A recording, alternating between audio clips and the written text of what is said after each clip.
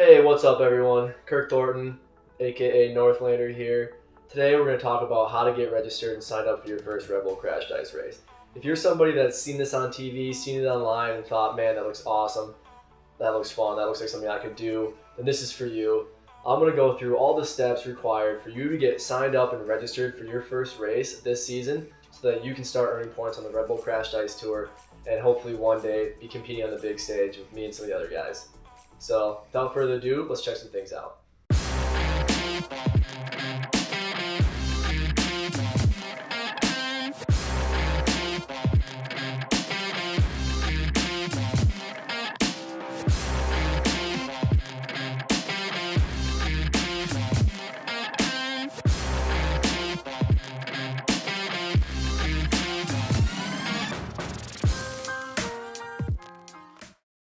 Alright, welcome back.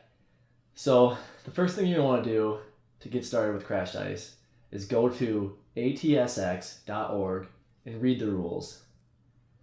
ATSX stands for the All-Terrain Skatecross Association, and that's the actual governing body, the Rules Association, that governs the whole sport of Red Bull Crash Dice. So you're going to want to go to that website, and you're going to want to bookmark that because you're going to be coming back to that over and over and over again. As an athlete, that's your main portal, your main profile page. That's where you register for races and so on and so forth. But right now, this pointer is to go there and read the rules, because you wouldn't start a sport without knowing the rules anyways. And to be honest, almost all the steps I'm going to go over in this video are covered in the rule book. It goes over the point system for the sport, goes over the country quotas for who gets invited to the main races. It goes over the equipment rules, what you need to wear in order to compete, sponsorship information, so you know what types of sponsorships are and aren't allowed. It just goes over, it has everything. So start there. All right, so the next step is to understand the differences between the types of races in Red Bull Crash Dice. There are two types of races. One is the Red Bull Crash Dice race, the main events, the one you see on TV, the big productions, $1 million scaffolding tracks built in the middle of city centers all throughout the world. There's typically 4 of those, and there's 1 in the US, 1 in Canada, 2 in Europe typically. Doesn't mean that it's the way it is every year. There's actually 1 in Japan this year. Sorry, that's the only race that's been announced so far. Anyways, those 4 races are invite only to the top athletes. So you need to have points, you need to have world ranking points in the Red Bull Crash Dice circuit in order to get invited to those. The way you get Red Bull Crash Dice world ranking points is by, if you're new, is by going to a Riders Cup track race. So Riders Cup races are smaller races, usually put on by riders for the riders, hence the name Riders Cup. They are throughout the world. There's typically 6 to 8 of those at any given year. The sport keeps growing though, so keep your eye out. There might be more this year and then coming years as well. But they have smaller productions. They're typically races or tracks that are built on ski hills. They can be just as much fun, if not more fun, than the main races. The tracks can be just as challenging, if not more challenging. Most of the time, they're a little bit easier than a main Red Bull Crash Dice race, so that's good if you're a beginner.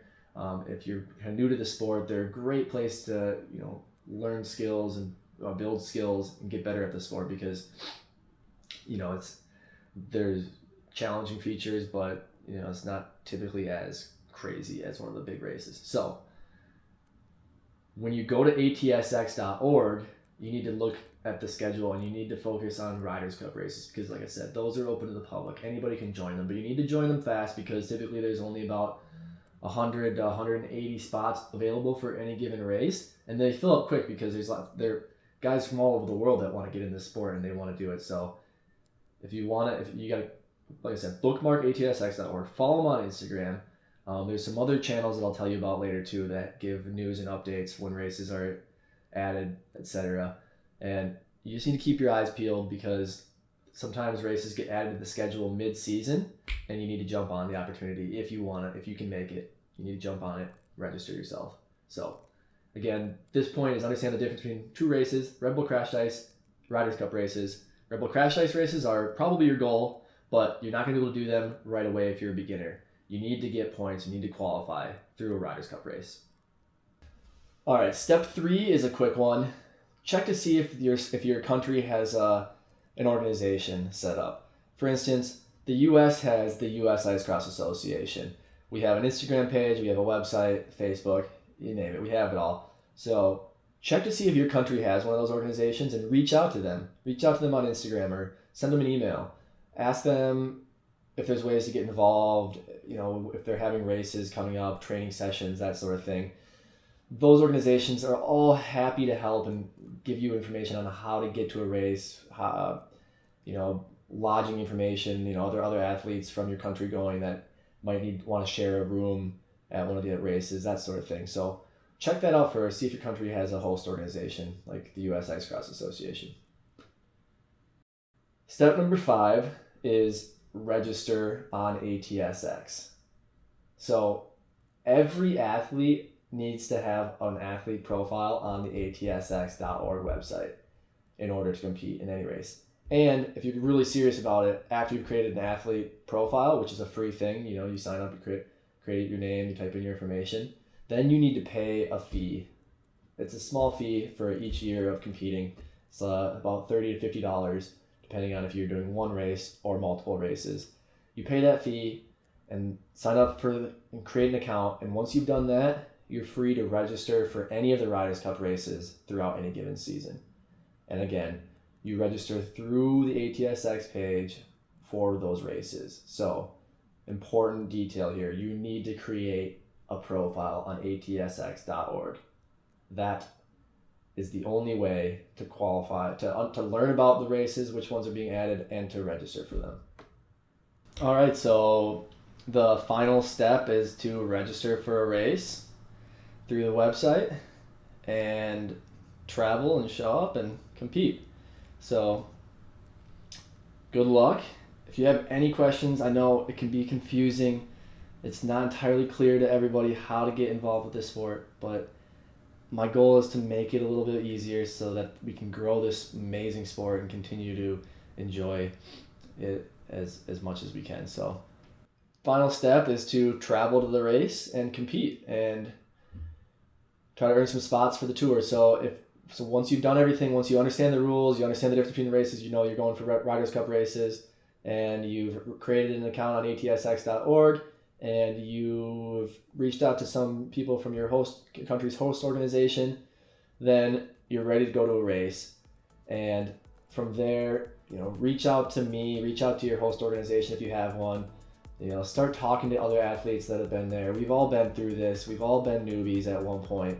We get how kind of stressful, how crazy this sport can be. There's a lot of unknowns if it's your first time traveling somewhere to a race, just to try a sport out. It can be kind of crazy. So feel free to reach out to people like me, ask questions. I'm happy to help out and put you in touch with other athletes that are looking for lodging or want to split costs of something. So Rebel Crash Dice can be an expensive sport because of the nature of it right now, since it's so young in its infancy, but it's worth it. It's a blast. There's nothing like it.